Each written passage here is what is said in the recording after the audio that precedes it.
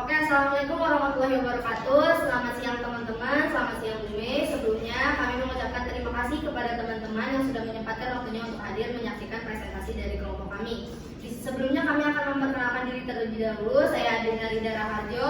Saya Irfan Rizky. Saya Faisal Disina. Saya Alvera Sukma. Saya Muhammad Hera Saputra. Di sini kami akan menjelaskan tentang tema serta konsep yang akan kami ambil untuk UTS nanti. Nah, selanjutnya itu ada konsep dan maksud dan tujuan yang akan dibacakan oleh Irfan Rizky. Jadi tema kita adalah stop bullying. Maksud dan tujuan kita adalah memberikan pemahaman mengenai perilaku buruknya bullying, serta memberikan rasa hormat satu sama lain. Jadi di sini kita akan membahas tentang atau mengedukasi para audiens tentang tindak bullying itu adalah menyebabkan dampak negatif bagi orang-orang yang terlibat. Gitu. Nah, sehingga kita bisa melakukan berbagai macam kebijakan untuk mengurangi dan mencegah dari dampak buruknya negatifnya bullying. Lalu ada pembicara pertama yaitu Adina, pembicara keduanya itu Elgana, pembicara ketiganya Irfan, pembicara keempatnya Arya, dan pembicara kelimanya yaitu saya sendiri. Nah, selanjutnya untuk perkiraan produksi, kami sudah memutuskan untuk mulai produksi pada tanggal 15 April 2024 yaitu pada hari Senin dengan bertempat di Cafe Sunday Tanah Sangka. Nah, untuk produksi sendiri membutuhkan kameramen yaitu saya sendiri dan editornya yaitu Irfan Rizky. Untuk alat-alatnya sendiri kami memiliki kamera yaitu kamera Sony A6000 yaitu 1 unit, lalu tripod 1 unit dan clip-on. Untuk clip-on sendiri kami menggunakan mikrofon handphone sebanyak 2 unit. Untuk barang-barang yang tadi saya sebutkan itu tidak memerlukan biaya karena itu milik pribadi. Tetapi kami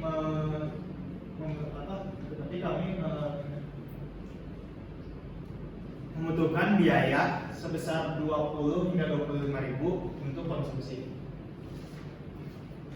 Lalu ada kasus bullying yang kami ambil yaitu kasus bullying yang melibatkan salah satu anak public figure di Binus School Circle.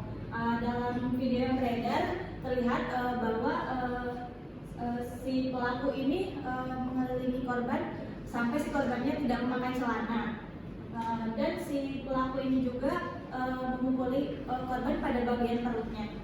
Dan ini merupakan salah satu foto dari cuplikan video yang kami ambil. Videonya tidak bisa ditampilkan karena terlalu sensitif. Lalu ada kesimpulan dari stop bullying ini harus dihindari dan ditolak karena menyebabkan kerugian bagi masyarakat dan menyebabkan dan membawa dampak negatif bagi individu tersebut. Nah, kami berharap dengan adanya edukasi dari stop bullying ini dapat mengatasi dan mencegah terjadinya bullying di lingkungan masyarakat. Jadi bullying itu tidak pernah menjadi tanda kekuatan, tetapi sebaliknya, ia menunjukkan bahwa kita itu tidak menghormati orang lain. Sekian dari kelompok kami, kurang lebihnya mohon maaf. Assalamualaikum warahmatullahi wabarakatuh.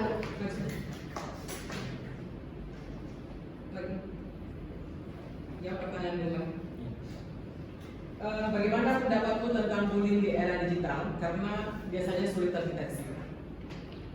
Menurut saya sih kalau bullying di era digital itu sebenarnya kalau menurut saya sih lebih mudah dideteksi karena kebanyakan bullying itu mereka itu direkam gitu. Karena itu direkam itu menyebabkan bullying itu dapat dengan mudah terdeteksi, seperti contoh kasus yang melibatkan anak public figure.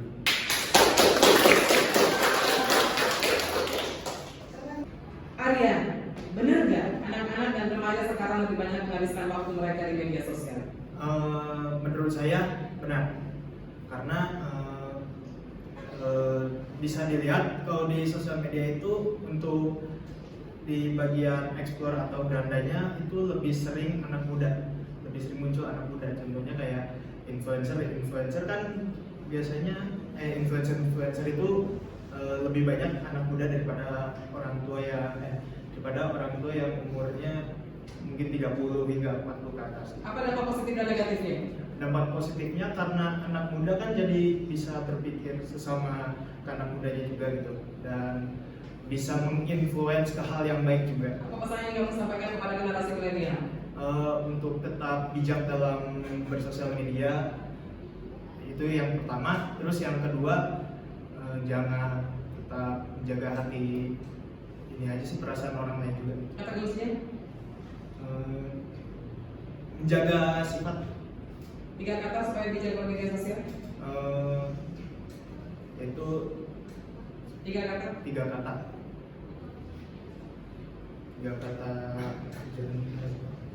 Untuk bijak dalam sosial media itu 3 kata. 3 kata. Itu bijak. Itu yang pertama bijak, yang kedua itu bicara yang positif, yang ketiga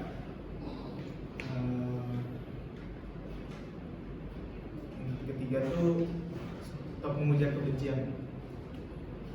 Terima kasih. Silakan aja. Bagaimana harusnya sekolah membangun kemitraan yang kuat dengan orang tua dalam menangani kasus-kasus bullying belakangan ini yang angkanya cukup besar?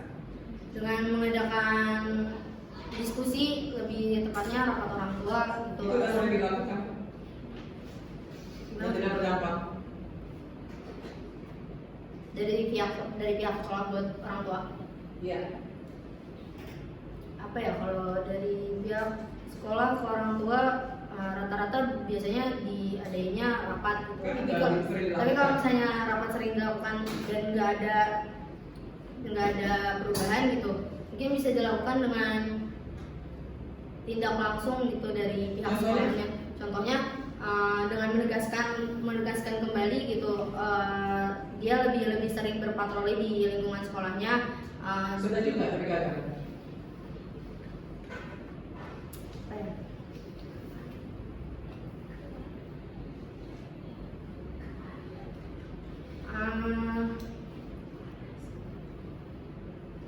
Peraturannya lebih diperketat lagi mungkin. Misalnya kita dari sekolah tuh lebih tegas lagi dalam dalam memberikan peraturan kepada anak-anaknya. Kalau kamu kepala sekolah apa yang mau kamu sampaikan? Kalau saya kepala sekolah, saya lebih pengen guru-guru atau teman-teman semua yang jadi bagian dari sekolah itu untuk lebih saling merangkul satu sama lain daripada melakukan tindak bullying. Jadi dengan adanya rangkulan tersebut itu bisa saja secara tidak langsung mencegah untuk adanya tindak bullying. Oke, silakan. Terima kasih aja.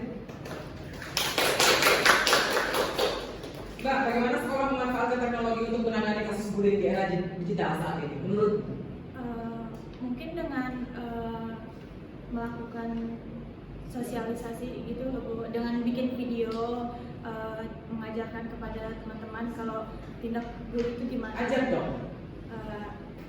Buat teman-teman semua, ayo kita stop bully dengan lebih aware terhadap orang-orang di sekitar kita. Oke, Mbak, silakan. Bagaimana dengan kalangan mahasiswa? Apa nih Bu? Bullying, Cara penanganannya.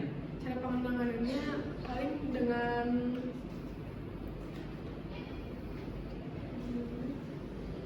memberitahu dari teman satu sama lain kali ya. Memberitahu aja. Sama mengedukasi juga untuk supaya tindakan bullying ini tidak terjadi Biasanya apa yang kamu lakukan misalnya kalau ada bullying? dengan memberitahu. Kalau di sekolah itu kan ada guru BK ya Bu, paling memberitahu Kesehatannya di perguruan tinggi. dengan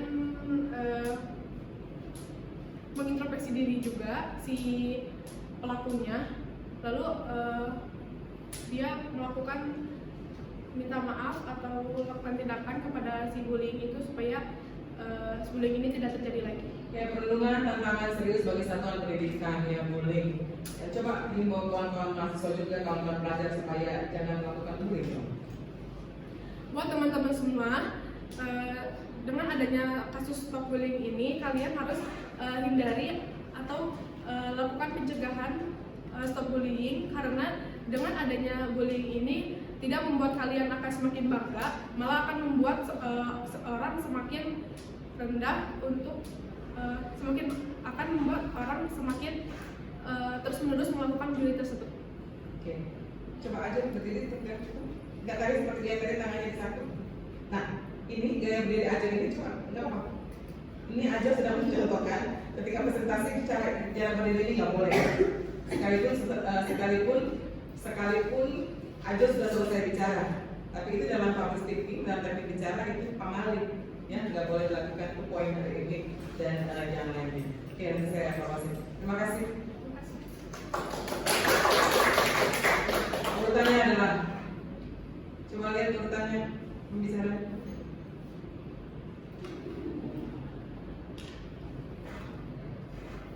Mana aja? Satu, benar. Maju. Bicara kedua. Siapa? Senyum. Dua.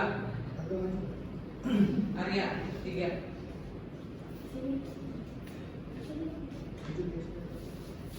Urutannya mana?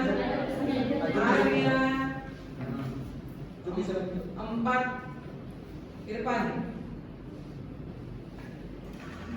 5. Sudah siap membuat video yang bagus? Siap. Bukan saja video, tapi kekuatan cara bicaranya, ya dikuasai sebaik-baiknya. Tadi saya tanya supaya saya mau menguji seberapa banyak kalian menguasai materi yang akan kalian sampaikan nanti. Oke? Satu kata untuk kali ini, Ajur. Lihat kamera. Oke aja. Senyumnya, oke-nya kayak enak senyumnya, Ajur. Oke, mantap. Oke. Tapi itu kayak terpaksa. Oke. Satu kata untuk kali ini, silakan Ajur. Oke. Wow. Siap. Mantap. Keren.